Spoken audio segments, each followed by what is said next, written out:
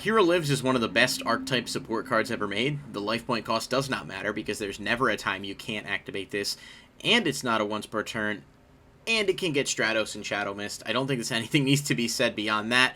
This is an insanely good card. This is a card that made Heroes potent without Stratos. Just think of that. That is true. Potent must be your word of the day. Called by the Grave, this card should be at 3. I don't think a card like this should ever be on the list at 1, especially not with the amount of hand traps that we have. There needs to be checks and balances, and because I am on the campaign to move Max C to 3, sorry guys, Called by the Grave needs to go with it, so let's just preemptively get it back to 3 where it belongs. Yeah, I agree. This card should be at 3. It's just 8,000 hand traps isn't fun, and if you get butthurt because one of your hand traps gets stopped, I'm sorry, but you might need to seek some sort of other help. I'm convinced this card only got limited because they wanted to promote Crossout Designator when it eventually comes out, but like it's been a while, and I don't know what's going on with that, so I think this card should be at 3, and that's just my opinion. Card Destruction, I'm not even touching. It's at 1 because if you play 3, you could play mill decks, and it's, I mean, in addition to the fact that it just turbos through your deck and gets you faster access to stuff, but you can deck your opponent out, and people would abuse that. This is like a bad card at 1 and an absurd card at more than 1. Card of Demise, I really like, obviously. It's a really solid card that did a lot for, like, specific types of decks, like your Gravekeepers, your True Draco, your anti-meta decks that didn't rely on spam summoning, but could actually, like, you know, benefit from it. I get why it's at 1, though. It's just really powerful. I understand why it's at 1. I personally kind of feel the same way about this card that I do about Grass, where, like, the decks, it's a self-balancing card. The decks that are playing it are inherently making it so they can't special summon. But I do understand that True Draco is just a super potent deck that doesn't give a shit about that. So yeah, there's sort of, I mean, that's why that card is there. There's no other reason. It's the True Draco deck. And this card at 1 is fine as long as True Draco is playable. Agreed. I suppose. Okay, Chain Strike. This is only on the list because of, like, Chain Burn combos and the fact that you could, like, stack this and just FTK, so no need to touch it. A weirdly strong card. Dimensional Fissure should be at 3. It's fine. It's good, but it's fine. It's not macro. It doesn't have that element of being able to chain, and it doesn't banish everything. I don't see any reason for this to be anywhere other than 3. Yeah, I guess. I don't know. You don't sound sold. It's a very strong card. I think I have some PTSD revolving around this card. The thing about this card and Macro, they're both very similar. You're right, Macro's way better card in almost every set, except that it can be Solemn Warning. True. But this is like a floodgate that means that your opponent has absolutely no way to play the game if their deck relies on their graveyard. And I think, so we've discussed Vanities and stuff. This card is more difficult to turn off than something like Vanities. There's no counterplay like something like Max C. You either have the out or your deck probably just outright loses. And I don't know if I'm super comfortable with cards that are that strong against stuff. Okay. Sort of indiscriminately. Okay, like, maybe 2, There's though? almost no deck in the game that's, like, okay with getting Dimensional Fissured. Well, if you're playing, like, a DD deck that uses, like, Survivor and Scout Plane and stuff, I don't think it would be super problematic. No, that'd be really good for you. Alternative Metaphys, which is another deck that I think deserves real support because it's a super fun concept, would love to have multiple copies of Dimensional Fissure, but I think you're pretty... Absolutely. It's a card that allows some decks to play a lot, but then every other deck would just be incapable of playing. Okay. Alright, so we're leaving it at 1 for now. I like it at 1. Fair enough. Divine Wind, this is another card that is literally just at 1. I mean, for 1, it's a powerful card, but, like, there's not a ton of cards that trigger it. It's at 1 because of FTKs and, like, loopable combos and whatnot, and I don't think we really need to waste time on it. Draco Face-Off, one of the most... I've said this a few times, but I'm sort of just remembering this card is so fucking strong, and I don't know whether or not it would still be that strong, but it's because your opponent does get to pick whether or not you put your pendulums... Oh, wait, your opponent... No, actually, you pick. They choose the card. So this card keeps getting stronger the longer the game goes on, because, again, this is a card that can help you make Caliburfax for free, because Luster is... A tuner. A tuner, and he doesn't have a restriction on Link summoning, because it didn't exist when he came out. So you can make Halberfax with him. It's also just like, again, this is one of those cards that forces your opponent to respond to it, or and it's like a +2. It does get one in the extra deck, yeah. Okay. So this card at 1 is fine. Yeah. I don't think this card ever needs to move. Right. Dragonic Diagram. We kind of touched on everything with True Draco. This was just too powerful. True Draco's a very strong deck, and it was strong for a long time. And I don't think that it's a heinous opinion to just let this card stay at 1 and let that deck stay dead for a little while longer. I think they'll peel it off at some point and move it back and test the waters, but right now we don't need to. Emergency Teleport. Personally, and I can speak from experience, I know Dustin and I were talking about this earlier, there's a lot of reasons selfishly to want this card at 3 because it definitely is a fun-ass engine and would boost decks like Cosmo and some other Psychic decks a ton. But the biggest problem... Not even that. It's just... It can summon... It's like a generically busted engine. That's like what I was going to say, is some decks can use this that aren't Psychic-specific that could still benefit from this. Well, because Quantum Blue Layer is like one of the best cards they've ever printed in the game, as long as this card's at 3. That is a good. Because it's an infinite engine, and Emergency Teleport is not a hard once per turn. So if you drew 3 Emergency Teleports, you could potentially play all 3 of them with only having 1 target in your deck in the same turn, because Blue Layer just puts itself back. So this card at 1, I think, is like almost entirely because of Blue Layer. But they also definitely hit it to hurt Cosmo. This card can just stay at 1. It's just super strong. Okay. Final Countdown. Just one of those cards. It's at 1 because it's an alternate win condition, and they hit it to limit it. They tend to put those at 1 or 0. Foolish Burial should probably be at 3. I don't think it's very good. Yeah, who would want to get rid of by the way, Foolish Burial is one of those cards, to use one of your examples from all the other videos. You can just read this card and understand why. It literally can special summon from the deck. It can search from the deck. I mean, there's so many cards this can trigger. You could honestly make it whatever you want it to be, and it's Foolish Burial. Like, we don't even really need to say much else about it. Just read the card. It's generically insane. Yeah. Agreed. Gateway of the Six. I don't want to spend too much time on this, but I do want to at least mention it. I know Six Samurai doesn't do much, but I feel like if this card was at 3, they would be able to, because there's like loops with Kazan where you could spam the board, link into a bunch of stuff, Avarice your stuff back. I understand that, like, it's a gamble. Especially with 3 Avarice. Yeah, I just don't think it's worth it, because the loop with this and Kazan is so effortless to pull off in a deck that searches and a billion cards and draws with United. This needs to stay at 1 simply because of how broken it would be to have 3 copies out and stack the counters and be able to do all those combos over and over. Especially if this card is at 3, like, so Six Samurai doesn't do a ton right now, but if this card is at 3, that deck would probably start doing a lot more, because hitting this card in your opening hand basically determines whether or not you win with Six Samurai. Correct. And at 1, it can be Ogred, it can be Cosmic Cyclone, so on and so forth, but when you're playing 3, you have a much better chance of being able to resolve 1, and it's just... Again, let's not forget, like, it can revive a Shien effect monster in Grave, which isn't super relevant, but that could be revived and used for link summoning. It's just too good because you can do this as often as you like, regardless of how many copies of the card you have, and the counters stack. So, nope, I'm good with this at 1. Gold Sarcophagus, it's basically Foolish Burial, but for the Banish Zone. They gave it a chance back at 3, and then decks like Thunder Dragon and stuff showed why it needs to stay at 1. It's just a good, generic card that's relatively harmless at 1, but is completely abusable at 3. Yeah, I played Thunder Dragon with this card at 3. And if you open this card, you could literally play the whole game if you open just this card.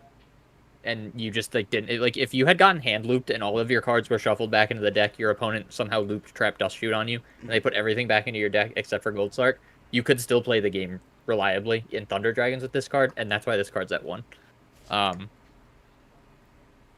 Okay, easy enough. Yeah, I just think it's too good. Feather Duster, first of all, this art's gross. Let's switch to the better one. Harpie's Feather Duster is a really... it's fine at 1. It's played in a lot of decks. I think a card like this existing at 1 is okay. It does put some form of balance and checks and balances on a back row deck, and it's a, well, mostly budget alternative to Lightning Storm, which is super expensive, and it's fine. Like, it's a harmless card at 1. Obviously, if this was at 3, it would be way imbalanced because you just wouldn't be able to play traps, but... So, yeah, we've talked a lot about how Floodgates are, like, good for the game because it slows it down. Floodgates are only good for the game if there are reasonable ways to remove them in the game. So I like Harpie's Feather Duster at 1. I like Lightning Storm existing in the game. I like things like Twin Twister and Cosmic Cyclone and all these different ways that allow you to get around these back row. Because I kind of like... I've talked about how I like people being able to play the game. And Floodgates inherently clash with that ideology. So I think, again, we've talked about checks and balances. So I think it's like important for there to be cards like Harpie's Feather Duster and cards like Vanity's Emptiness, so that both sides can sort of compete in the back row area of the game. Yeah. So I like this at 1. I agree. Infernity Launcher. Oh, good. Sorry, my bad. Yeah, no. Infernity Launcher, no. No, I don't think I would, if they hit Lightning Storm down to 1 or 0, Yeah. I don't think I'd be entirely against Harpie's Feather Duster coming up above 1. Just as a side note. I don't either. I think that and Regeki both would be... Regeki, I honestly believe now should be at 3. I mean, I'll just jump to it quick. I think Regeki should be at 3. It doesn't see play at 1. It already was. No, it isn't. It's at 1, and it doesn't see play. And it, like, I mean, I don't know, maybe you splash it in something if you're playing like a deck themed around Lightning, but it's just not. It's fine. Like, it's a powerful card that destroys monsters, and half the monsters in the game that see play either negate or trigger off of destruction. This card should be at 3, and if you disagree, I'm way sorry. less strong than it feels like it should be. Correct. All right, back to Infernity Launcher. Real quick, this is a no. If you don't understand why, you could just read it. Remember the card Infernity Archfiend we talked about earlier? Yeah. This card could be looped with it. You could do the fucking... It makes me... Like, I get PTSD just reading this. Because I remember playing against, like, Dan Rose back in the day when he played Infernity with, like, the rank 4 engine with Lava Ball Chain and stuff. It's disgusting what this deck can do at full power. And they get 3 barrier and just negate all of your plays. And it's basically like, okay, have... Like, there's no fun. It's not a fun version of Yu-Gi-Oh! Instant Fusion at 3. I actually see a lot of theories that this card's going to get banned once Retort Fusion comes out, and then that would allow them to move Norden to 1. I don't hate that. I think they'll probably want to push Retort Fusion, and Norden at 1 without Instant Fusion is a lot less powerful. It's maybe still playable in some capacity, but it would be kind of interesting to see that trade-off. Norden would finally become a card that you play because it's Norden, not because it's Instant Fusion. But this certainly can't go above 1. No, we've had many formats with this card at 3, and it just keeps getting better and better. They keep printing level 5 and lower fusions. They keep printing link monsters that can use monsters from the extra deck. They keep printing link monsters that exist, which just makes Instant Fusion exceptionally potent. Sea Monster. It can summon the best monster of 2018. Sea Monster of Theseus. Yep, and you make a Hulk, and it's just, this card, I would be okay with this going to 0 if Norden came back to 1. I think that'd be a neat trade-off, at least to see how it would be. And realistically speaking, like, you might be able to play around with Norden, like, you know, there's some interactions there with, you know, Super Poly, like, if you're playing Synchros and you're fighting against XEs or vice versa, wouldn't hate that. So I would be okay with that trade-off if that was something that they did. Okay, we're getting towards the end here. Into the Void is just a really good generic draw card that, you know, is not good in every deck, but is really good in certain decks, and they just put it to 1 because you can use it in Exodia, you can use it in FTKs. It's just, I mean, you can kind of read it and see why playing it at more than 1 would be. Yeah, I mean, I don't particularly have a huge problem with this card being at 3. I always thought that it was a weird hit because it wasn't, like, in anything when it got hit. Yeah, they just kind of hit it. Preemptively, no, I think it might have been used in something, but I don't know. Like, it can stay at 1. It could go to 3. I don't think it would be exceptionally ridiculous either way. Okay. Just pulling up some more of the tabs here as we try to power through the rest of these. Magical Midbreaker Field. I don't even know what this... I mean, I kind of remember it, like... Monster on the field can't be destroyed. You can't activate or set field spells. There must have been some loop with this, and... No, it's just a stall card. It's like Mystic Mind. Activate this card to start a player's main phase 1 or 2. During each player's main phase 1, monsters on the field cannot be destroyed by their opponent's card effects. Also, neither player can target monsters their opponent control. All right, yeah, that's weird. You would make like a big board, and then you would play this card, and your opponent wouldn't be able to get over your big board because this card existed on the board. Okay, yeah, so we'll leave that where it is. Mind Control, another card I like a lot. It's just with links existing. I mean, on top of Synchro and XEs and everything else, this was limited. Then it came off after, like, you know, the power creep of Pendulums came out, and this wasn't as good, but it was still solid. And now that links are back, it's even better than it was before. So, yeah, I mean, this is at one to curb the abuse with links. Yeah, I can stay there. Cool. Monster Reborn is a card I'd actually like to see them experiment with moving to 2. A lot of decks don't play it. Some do, and obviously it's good, but I think 2 wouldn't be, like, the most egregious. And obviously the intent would be to get it to 3 eventually, but you kind of let it play out, see what happens. But I'd be okay with this going to 2. Yeah, I think it'd be cool to see it too. I think this card becomes way better the second it comes to 2. Not really for its utility at reviving your own monsters, but its utility at reviving your opponent's monsters. And then being able to see it more obviously at 2 is sort of an important thing. I think that a card that you can see more of at 2 that can revive your opponent's monsters from their graveyard is exceptionally strong. I'd be like curious to see what would happen if this card came to 2, if people would start playing it at 2. Because we've talked a lot about links. They changed the landscape of Yu-Gi-Oh! Forever. If your opponent went off and did like a big link play and they left like a link 3 in their grave or something, or a link 2 in their grave, possibly a Halberfax or some other strong rank 2. There's a lot of really good rank 2s in the game. This card might allow you to do extra plays that you might not have otherwise been able to do on your first turn because you're summoning something from your opponent's graveyard. So I'm curious. I want to see it go to 2 just to see what happens. But if it stays at 1 forever, I kind of understand why. Yeah, plus we have Call of the Grave, which is in Tournament Pack 1, that negates Monster Reborn when it's activated. So, you know, that's also a card that would counter this, you know, specifically. That's true. You could side that trap card. All right, moving towards the finish line. One Day a Piece. It's just, you can read it. Like, it's a stall card. It was used with Final Countdown, used with Exodia. It reduces the damage. It's just basically a card that doesn't really offer any inherent benefit to the game at 3 and causes a lot more problems than it creates. I actually don't have a problem with this card being at 3. Oh, okay. Well, we found the witch. Let's burn him. Well, so it inherently stops you from losing, but it also stops your opponent from losing. It kind of gives both players... This is like one of the most evenly balanced cards I think they've printed. Because both players draw cards and neither player can lose by damage for the next turn. For each of their turns. So it's sort of like a... It's a card that sort of lets both players just try to play the game for 1 turn. And I don't inherently have a problem with that.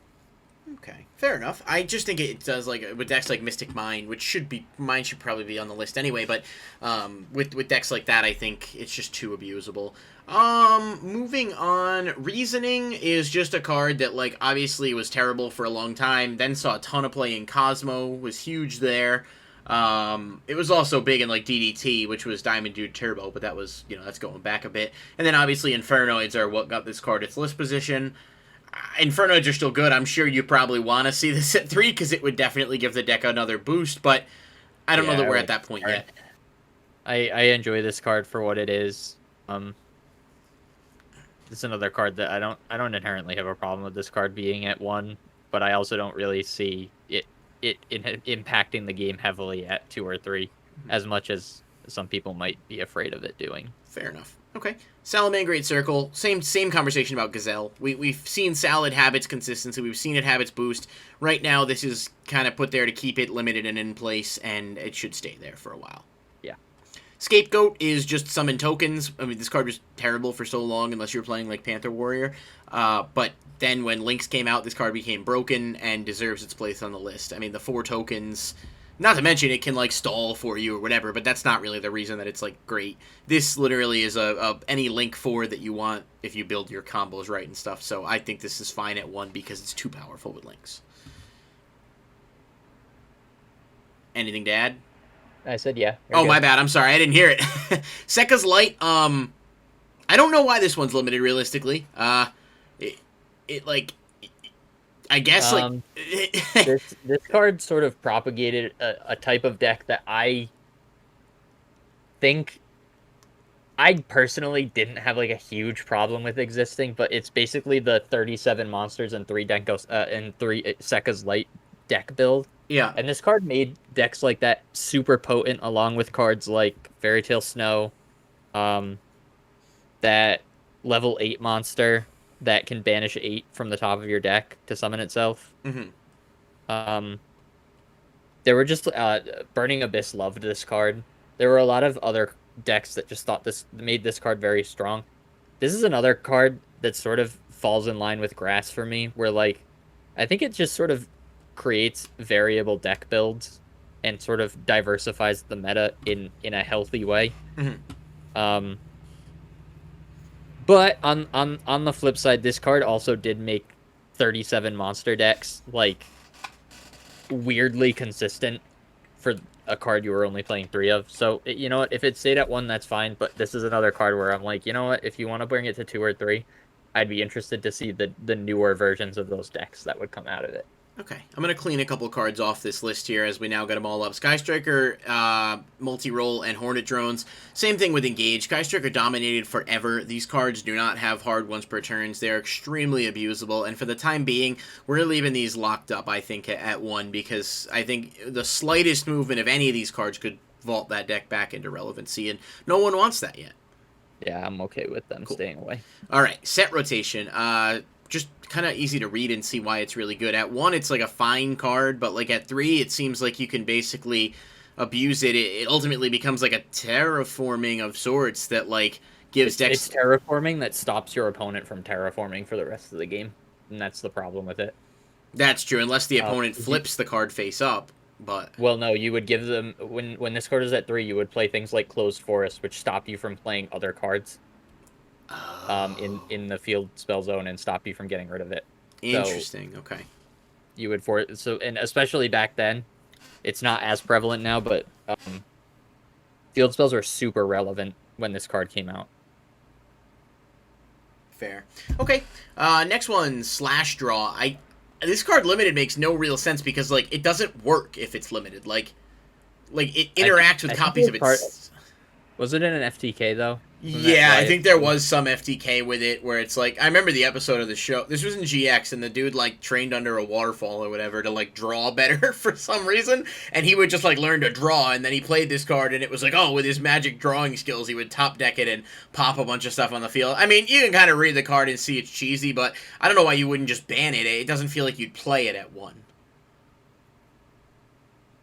Yeah, but 1 or 0 is basically the same thing for this card, so they probably just put it to 1 so that people wouldn't complain about 1 extra card on the actual banned part of the list. Yeah, I guess it's fine. Like, it is technically you can discard a card, mill a few, and then draw 1, and the cards that are in the grave that you shuffle back in only have to be equal to the number you sent, so there are, like, I don't know, it could be like a random mill, I guess, but yeah, that's fair.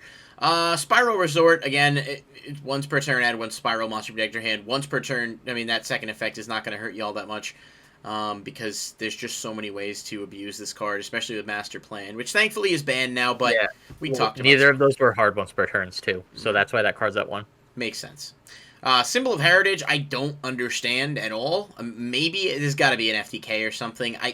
This was because of Lone Fire Blossom. But like, who cares? I don't know. When they banned it, it was an extremely I don't big understand. Problem. Like, I don't mean they to like. They banned this during Sylvans. Has it been banned that long? Really? This card has been limited for an extremely long limited. time. Sorry, this card is literally. I don't like. You would not want to play this while Monster Reborn exists and other things that exist. Monster Reborn didn't exist when this card got hit. Yeah, this should probably come off because it's a waste of space. I don't know. A lot of decks play 3-ofs that you kind of go through a lot of, but. I mean, it'd probably be fine to see it more than 1. I think there's better options than this card. I think there are a lot of cards on this list that are limited that would be interesting to see at 2 or 3 to see if they would make an impact because they're clearly not nearly as broken as some of the cards that are banned. Yeah, agreed. Terraforming should probably just be at 1 because it searches any field spell.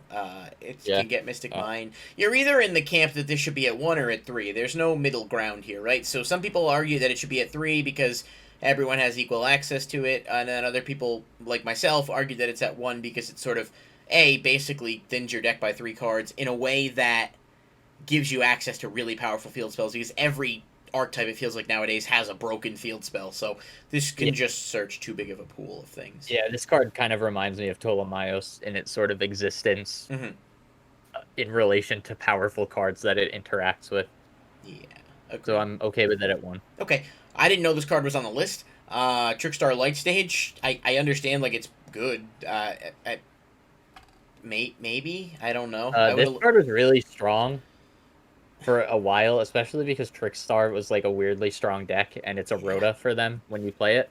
Yeah, but Reincarnation was the real problem card in that deck, because you could basically banish your opponent's hand and block them from drawing. Like, I don't think this card was really good. Get you to Reincarnation, though. It would also stop set cards in your opponent's field, which like doesn't sound incredible in like this day and age, but when this card was super popular, it was during Striker format. Yeah. True. You would like target one of their set cards, and this card was just free. Like, you play it, you'd search a Trickstar, and then you use its effect to target something. Yeah, that's fair, I suppose. All right. I mean, I don't know. I don't think it would be like crucial to move it to 2 and see what happens, but fair enough. A couple more here. Zodiac Barrage. I mean, again, we talked about giving Zodiac some ammo back, but we can't give them all their ammo back. So, for the same reason that I think Diagram's on the list. I mean, you're gonna get people that are gonna say this should come back, and like, I don't necessarily disagree with you a ton, but you gotta pick and choose a package here. We can't give you back all of it. So you're either gonna get back like this, and then, you know, maybe Rapier to 2, and then that's it, or you're gonna get, you know, Dryden to 2, and this is gonna stay. I mean, you gotta pick and choose, because it should be too much at full power, especially with the game currently. Yeah, I agree. This card can stay at 1. Depending on where other Zodiac cards are, this card could be at more than 1. Imperial Order is just, I don't know. I mean, it's whatever. Like, I get why it's at 1. It's fine. But again, like, it's errata as well, so it's not. It's a really strong floodgate, though. Yeah, I don't know what it did pre-errata, though. What was the pre-errata of Imperial Order? The errata was that it was optional before, I believe. Oh, that makes sense. And I think it was only during your standby phase that you paid. Now you pay during both. As long as your card remains facing on the field, negate the effects of all magic cards. Pay 700 life points during each of your standby phases. If you cannot, this card is destroyed. But then the updated text, when it was still banned, was negate during each of your standby phases, pay 700 life points or destroy this card. So it was optional. And that's okay. Yeah, that makes sense. You could turn it off basically, and that made it broken. But it's fine at 1. There's no need to move it. Let's clear a couple other ones out. Metaverse, see Terraforming. Magical Explosion, just FTK stuff. Load the graveyard up. Wal of Revealing Light is literally bad. It's just at this because of FTKs. Like, that you would basically pay your life points down to 1,000, do all sorts of combos, locks, whatever. Let's clear that out. That was the one that interacted with self-destruct button. Yep, and last turn as well. You could do that last turn combo. You pay that, you activate it. So let's get that out of the way.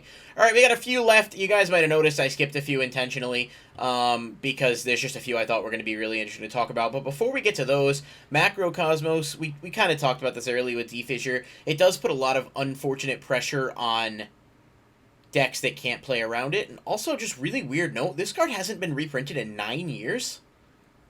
No wonder it's so hard to find. That's super weird. Damn, I could have sworn it was reprinted somewhere. And it hasn't been reprinted as a common in 13 years. It was a DT Rare and Ultras, but damn. Huh. And of course, Grand Convergence. I mean, yeah, it can be negated. This card can stay at 1. Yeah, it's very, very powerful. Red Reboot, I personally didn't think this card deserved to get banned. I know, or limited. I think it's a reasonable counter, but I don't see a need to move it now unless Vanities also moves. If they were to move Vanities Emptiness, then you got to move Reboot. If not, I think it's fine at 1. Yeah, they could move more cards up on the list to sort of come with Vanities, because I believe that Vanity should be in the game. Something like this. The reason that this card is not in the game is basically because if you don't have Judgment and you're playing something like Altergeist or some other trap deck, which we both have varying opinions on control decks, but if your opponent played this, you lost the game because you couldn't play any of your traps. It's a strong card. I think it can just stay at 1. Yeah, I'm agreed with you. Skill Drain, this card was bad for a long time, then broken for a long time, then sort of not used but really good, and then became insane. As more cards exist that can activate their effects off the field, this card becomes more and more abusable. You can, like, I mean, I'll just use Stardust as an example. Obviously, Stardust Dragon nowadays isn't played a ton, I said in a Russian accent for some reason, but there's always going to be cards that work around this, and as long as that's a thing, it's way too powerful. Being a floodgate, it's just you resolve all your effects, flip it on the opponent, and they lose. And then decks like True Draco and fucking Malefic, I guess, even could benefit from this. You know, decks like that. So I'm good at 1. Yeah, this card can stay at 1. I've lived through enough one Cliffort format for this card to stay at 1 forever for me. Okay, we got 4 cards left. We're gonna move through them relatively quick. I guess we'll just touch on the one semi-limited super fast because, you know, completion purposes. Malicious. This card, they wishy-washy with it a lot. This is a broken card that, like, this card just moves around the list. It does, yeah. It gets around at random. Every time they try to move it back, it doesn't be broken again. It's like you let a criminal out of jail and they kill somebody again, so you got to put them back, and then you're like, maybe they're rehabilitated, but then they kill somebody again, and you got to put them back in. This card stays at 2, so that you can still use it, but you can't Correct. go on for days. It's fine at 2. Yeah. It's fine at 1. It's not fine at 3. It's not fine at 1 because it's obsolete. You'd either ban it or put it at 2, I think. 1 is just kind of pointless unless you're playing like put it at 2 to be disrespectful. I guess put it that's at 1 true. to be disrespectful. Okay, we're going to touch on the last 4. This is going to end up being a 2-part video if anyone watching this hasn't figured out based on the rhythm. It went a little longer than we thought, but still, considering the amount of cards we got through in about an hour, it's pretty impressive. 1 for 1 is an insanely powerful card that has an incredibly good target pool and just gets better with time. I would like to see it at 2 for selfish reasons, but I don't think it should move. I don't think you can put this card at above 1. Agree.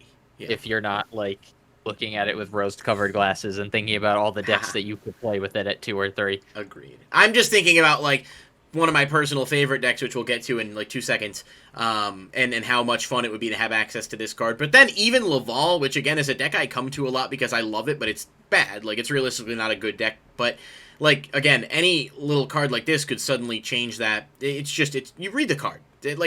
I want it back, but read the card. Alright, Reinforcement of the Army. I'm going to give you a hot take here real quick. I think this card should be at 3. But I also am of the opinion that the majority of generic search cards should be at 3. It has a great search pool, and obviously that's a questionable thing. However, any other archetypal search card, for the most part, we've gone through the lists here, is at 3.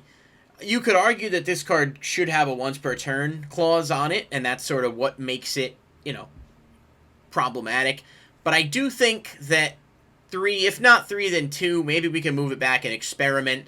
Ultimately, though, if you told me that it needed to stay at 1 because it's just that good, I'm not going to argue with you. But I'd be interested to see what type of boost it gave to some decks that aren't doing much if it were to move back. See, I'd like to see it at 3 for selfish reasons. I play Phantom Knights, and, like... True. Because this card isn't really worth playing at 1 in that deck, but if you could play 3 of it in the deck, it would definitely be worth it. But this card its search pool is insane, and Warriors is, like, second to none with just, like, getting random good cards that are level 4 or lower. True. It, like, every time they print a new Warrior archetype, which is super frequently, this card just gets better and better. Like, look at all the times they've printed it. You know, the reason they keep printing it is because they keep printing fucking decks that are Warriors that can abuse this. That's so, true. like... I feel like heroes just need a searcher, but... Oh, true. They don't have 7 of them. No, I want this card to stay at 1 in, like, an objective standpoint, but in a super selfish standpoint, put it to 3. Okay. Go for it. I was more so just sort of, like, opening the discussion there. Okay. Anyone that knows me knows this is probably my favorite deck of all time, and there's support coming out for it. and I want this card to come to 2. I'm not gonna. I want it to come to 3, but I can't even in good conscience like make that argument. It sucks that a card like this that is so good in its own archetype is so abusable outside of its archetype that it gets punished, right? Does that make sense? There's a bunch of cards on this list that are like that. It's really frustrating. Like Heavy Metal Foes Electromite. Yeah, which one of the things we'll talk about in the final video is the feedback. Some people are actually on board with that coming back, and I think it was interesting, some of the arguments. So, you can weigh the pros and cons. Look, here's the deal. This card's been on the list for a long time. It's really good. I don't doubt that. And the biggest problem, of course, is the free search. You get the Tekennaborg, you can link it away. Yeah, it's super, and it gets better. Like, this card went to 1, and then they printed things like Cherubini after this card was at 1. That's true. But, I want it to I am also on the same sort of side as you, though, because this card is absurdly good in Phantom Knights, which is my favorite deck of all time. Yeah. Maybe second to Monarchs, and, I would love... And this card is wicked good in Monarchs, too. It is, This card, I think the thing that sort of is a pretty good indicator that this card should stay at 1 is that I just listed 2 decks on the exact opposite ends of the playing spectrum, and I said that it was equally as good in both of them. Yeah. And it is. And, that's probably pretty good evidence that this card needs to stay at 1, but put it to 3. It does have a hard once per turn to play Devil's Advocate on the search, which is nice, because a lot of cards in that era didn't.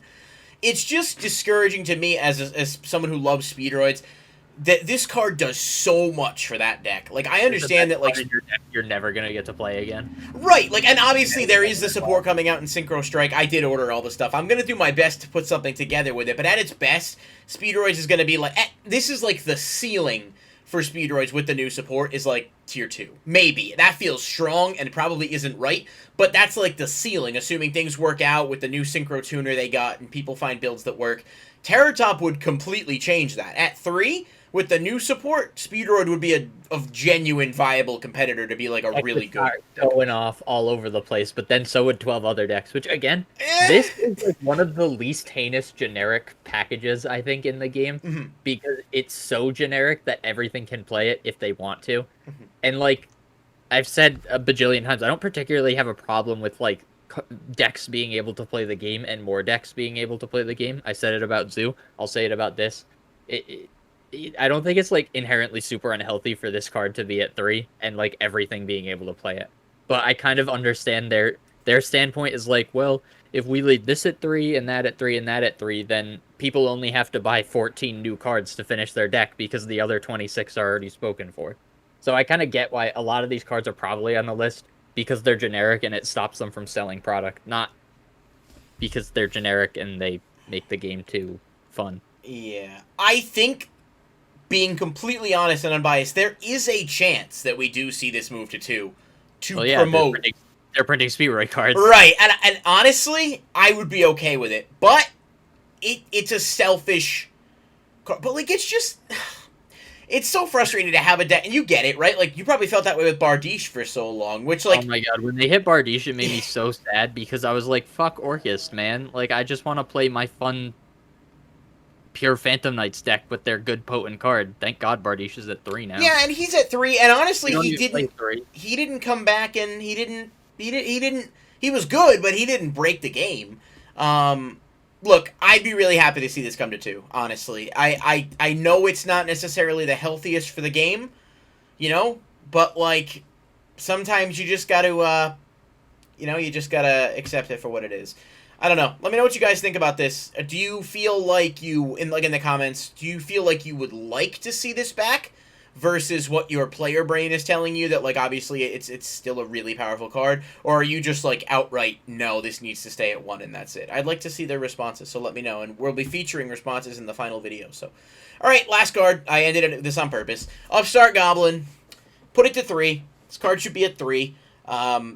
People get their panties in a bunch over this card for whatever reason. It gives you 37 cards. Oh no, that's terrible, I guess. But, it gives consistency boosts to decks. OCG's had this card I'm pretty sure OCG's had this card at 3 forever, right? Like, I don't think it's ever got limited there. I don't remember them ever hitting it, but don't quote me on No, that. I could be wrong, and I honestly, at this point, like, it's the last card of the list. I'm just gonna stick with that take and hope I'm right. But this card should be at 3. Like, it's not that good at 1. I mean, I splash it into decks if I have 39 cards on occasion, but at 3, it does do a lot to boost consistency, and I think it's fine. I think it should be at 3. Yep, I remember when this card was at 3, and every deck had to play 3 of it. Mm-hmm. And, like, I don't think that was problematic. I don't either. Decks are playing 3 tactics and 3 forbidden droplets right now, like, you know, and you obviously... were playing 3 of this card in decks that were super consistent already, like Mermails and stuff. Mm-hmm. Because it's deck thinning. Yeah. It's just deck thinning, and that's, like, all it does. And the further into the game we get, the more giving your opponent life points actually becomes bad for you. Because you have stuff like Verde and Anaconda. Like, if you activate 2 Upstart Goblin, and then your opponent uses Verde and Anaconda, where guess what? You just paid for their Verde and Anaconda. Mm-hmm. Yeah, I agree. I The know this more is... life points become a resource, the worse this card gets to play, just on sort of a player versus player level. And I think that people... I like it, too, from a deck building standpoint, because it's like, in a lot of decks, I have these random deck ideas, and I know this is going to sound kind of silly, and, like, I don't know if I'm going to word this great, so I'm sorry, but, like, when I'm building a deck, like, I like to try to build a deck from scratch and play with it and lose, probably, but I don't like to just net deck right away. This basically gives me, like, a solid foundation, you know, I'm going to put in my 3-ups, I'm going to put in this, and I'm going to look at the rest of my card pool and kind of pick and choose, and so while some people may see that as a bad thing, I actually see it as, like, a good thing. Like, it gives me a set 3 cards to play and a base on which to build, and I don't necessarily think that's bad, because you kind of do it with other cards too. So yeah, I'm in favor of this coming back to 3. I'd really like to see them do it. I don't think it should come to 2. It feels like a 3 or 1, but this card I think is an okay card that they could put to 2. Yeah. I don't think this is a 3 or 1. Okay. Because it's not like a super sacky card. Like, your opponent activates Upstart Goblin, and you're like, all right, well, whatever. Like, they activated Upstart Goblin. It's not like when you're comboing and your opponent activates Max C and they've only got 1 of it, and you're like, well, fuck, now I gotta think of a way to play out of Max C. True. And they drew their 1 copy of it out of their 43 card deck. What a fucking dickhead. Like, that's not a problem for Upstart. You're not losing because your opponent played 1 Upstart on you. Right, and I love him, but I'm sure Adam's gonna comment on this and mention how, like, when he was young back in his day, people played like Nurse Burn, and this card would, like, actually deal damage instead of healing. But, like, in 2021, I just don't think this card is gonna be. I don't see any real reason why this card can't be at 3. And I, again, love the philosophy. I adhere by the philosophy that, like, the smaller the ban list, the better. Obviously within reason and within balance, but why have a card on the list that doesn't need to be there? And that's just where I'm at. So. Yep, I agree. Okay, well, that's the last one. That's the whole list. I first of all just want to say this has been fun. I really enjoyed this type of, almost 6 hours of discussion on breaking the list down, and honestly, we kind of limited ourselves. We probably could have gone a bit more. We know for a fact we could have gone. Oh, 100%, yeah, but obviously, like, you want people to watch. And so, first of all, big thanks to everyone who has watched up to this point. Everyone has given us feedback on every video. I've posted some of them on Reddit, some of them otherwise. I appreciate you taking the time to watch. We're going to do one final wrap-up video. It'll probably be posted about a week after this one ends, and it's going to just feature feedback from all the other videos. Not everyone's comments are going to get in there, because that's just going to be a lot of time, and we kind of want to be able to pick and choose some of the best ones. But if you want to be featured in the video, you want to have your comment featured, if you have a YouTube channel you want me to shout out or whatever, if you comment on YouTube, I will give you a shout out. Not that I have, like, thousands of subscribers, but we got a couple thousand. Maybe somebody will see you that didn't see you before. For our final episode, which is actually going to be episode 11, I think, when this whole thing is said and done. But yeah, I mean, definitely check out Ryan's channel. Like and subscribe if you haven't already. And we will see you guys in the finale next week. Peace.